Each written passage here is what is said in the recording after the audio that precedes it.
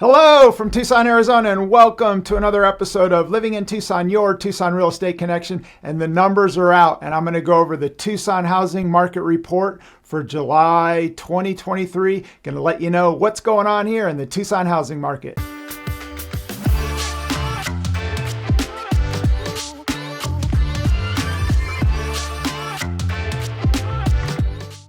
Hello, my name's Tyler Ford, Tucson, Arizona with eXp Realty. And again, welcome to another episode. And hot off the press, the numbers are out and we're going to dive on into what's going on here. And it's a seller's market. And usually in the summer months as things heat up, and Tucson's definitely been hot this summer, inventory levels tick up and the market slows down. But that's been not the case this summer. Inventory levels are down slightly and home values continue to increase. So I'm going to go over the numbers and let you know what's going on. But again, not good news for buyers out there. Although the market slowed down a little bit, we're not getting the relief that I know a lot of buyers are looking for. So the numbers are up in terms of the median home sales price. Again, up month over month, which I'm going to cover and dive on into the numbers. Before I get into the Tucson Housing Market Report numbers, I like to cover interest rates to give buyers a feel for what interest rates are doing.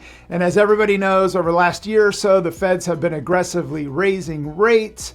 And we did have a pullback from the highs of just over 7%.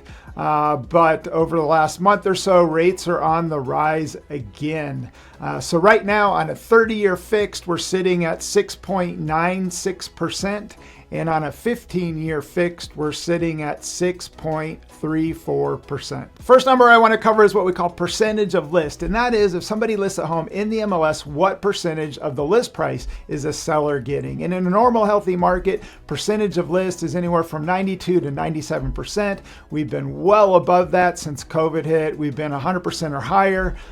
Things have come off of that a little bit. So we're slightly below 100% of the list price. But the first thing I want to touch on is that the number is a little deceptive because if somebody does a price reduction, it doesn't take into consideration the price reduction. It's based on their last list price in the MLS. And I think the MLS should come out with a stat that says how many homes actually did a price reduction and by what percent. And that would be a helpful number to take a look at. But I do like to cover it because it does show a trend and trends are your friend. So for percentage of list for July 2023 for single family homes listed in the MLS, sellers got 99.3% of the list price, and for townhomes and condos, it was 99.5%. So if you're a seller out there and your home's priced correctly, you can anticipate that you're going to get pretty close to 100% of the list price. The next number I want to cover is what we call month supply of inventory, and that is if no other homes were to hit the market today, how long would it take for all the inventory to be sold off in the MLS? It's what is called month supply of inventory. So for July 2023, month supply of inventory for single family homes was 1.9 months or 57 days. For townhomes and condos, month supply of inventory was 1 month or 30 days. So again, if no other homes were to hit the market, pretty much all the inventory would be sold off within a couple of months. The next number I want to cover is what we call days on market, or DOM for short. And days on market is when somebody lists a home in the MLS, how long does it take from the time that you list until the time that it goes under contract? It's called days on market. So days on market for single family homes listed in MLS for July 2023 was 37 days. For townhomes and condos, it was 28 days. So if you're a seller out there and your home's starting to exceed days on market, it typically means that your home might be overpriced. So what I would encourage you to do, whether your home's listed in the MLS or you're thinking about selling your home, or if you're a buyer out there, take a look at days on market. And if days on market are starting to exceed the average, it typically means that a home might be overpriced. And if you're a seller out there, it's really important to take a look at the comps, a CMA, and look at days on market, average dollar per square foot, and just make sure your home's priced correctly, because at the end of the day, overpricing your home in the MLS is the detriment to any listing where it's going to sit longer, and as a result, potentially you're going to end up netting less money. So it's better to price your home correctly, get more demand and people looking at your home, and ultimately that's what will drive the price up. So again, that's what's going on. Days on market here in the MLS, July 2023. By now you're probably wondering what's going on here with home values in Tucson, Arizona. And month over month we're up, year over year we're up. And there continues to be upward pressure on prices just because of the low inventory levels. So the median home sales price for single family homes listed in the MLS for July 2023 was $397,255, up year over year 3.2%. For townhomes and condos, the median sales price was $287,000, up year over year 14.8%, and up month over month $17,250. And there's a big demand for townhomes and condos because as home values have risen and home affordability has gone up, people are gravitating more towards townhomes and condos from an affordability standpoint, and inventory levels are low. Therefore, supply and demand, prices are continuing to move up. The next number I'm going to cover is my favorite number. It's home inventory levels, economics 101, supply and demand. In my opinion, it's the leading indicator in terms of which way home values are going, whether they're going up, down, or sideways. And it's a number that I look at daily and track. And when COVID hit, we had demand go up, supply go down, which dramatically increased home values. We had double-digit appreciation year over year for the last couple years. We've slowed down slightly since. Inventory levels did start to tick up, and now they've started to pull back. But before we go into the Tucson home inventory numbers, first want to give you a perspective of what's going on here nationally. So the U.S. home inventory numbers are, if you look at when we had the last meltdown in 2008, home inventory levels were over 4 million active listings in all the MLSs across the country. And now we're sitting just above 1 million active listings. In order to get back to a normal equilibrium of supply and demand, we would need to get back to about 2 million active listings across the US. And so home inventory would need to double in order to get back to that level. And Tucson's, the same in terms of the inventory. In my opinion, we'd need to about double in order to get back to an equilibrium of supply and demand. So that's what's going on with U.S. home inventory numbers. And now we're going to cover the Tucson home inventory numbers. Home inventory levels here in Tucson, Arizona, and this is not what buyers are looking for. I know there's a lot of people out there thinking this market's going to pull back, but again, until home inventory levels go up, I just don't see that happening. In my opinion, home inventory levels would need to more than double in order to get back to a healthy equilibrium of supply and demand. It's all about economics 101, supply and demand. And as home inventory levels go down, demand stays up, home values are going to continue to go up.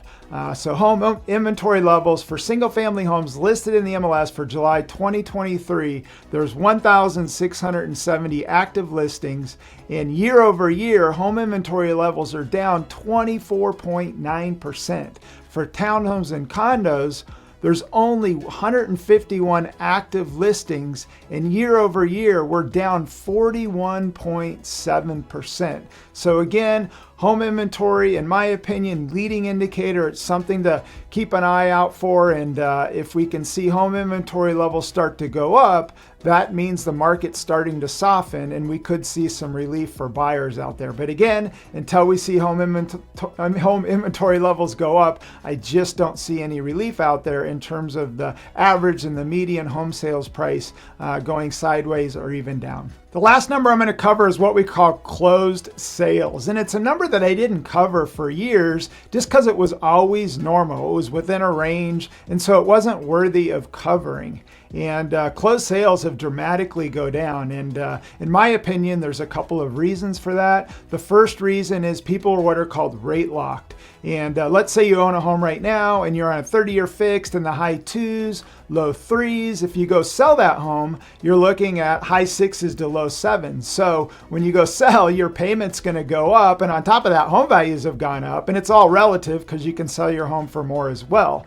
But the other thing, due to inflation, when you go and buy a new home, there's things that go into a new home, whether it's carpet, paint, the cost of moving. It's gotten a lot more expensive to do those things to a new home. So people are staying put, and that's another big reason as to why inventory levels are so low. People don't want to get off their current rate, and as a result, there's just not a lot of listings in the MLS. So I'm going to cover closed transactions just to give you a kind of a perspective of what's going on. So July 2023 closed transactions for single family homes, 814 closed sales, down 17.8%. And typically, especially in our buying season, May, June, July, August, when school's out, parents continue or typically buy during that time because kids are out of school. Closed transactions are well over 1,000 units per month. And we've been below that. So for single family homes, closed transactions, there were 136 closed transactions for July 2023, down 19.9%. So again, there's just not as many transactions going on right now, just for various reasons. Low inventory, but low inventory is caused, in my opinion, by increased interest rates and just the cost to move and the cost to fix up homes due to inflation. If you're one to want to geek out on the numbers, I would encourage you to head on over to Tucson Homes and Lots. And if you scroll down on my homepage and click on the Tucson Monthly Market Update, it's going to take you over to a blog post where each and every month I do the blog post, put up the video in terms of the market update. And if you scroll down to the bottom of the page, you're going to see a banner that says Tucson Housing Market Report. If you click on that, up comes the PDF of the Tucson Housing Market Report.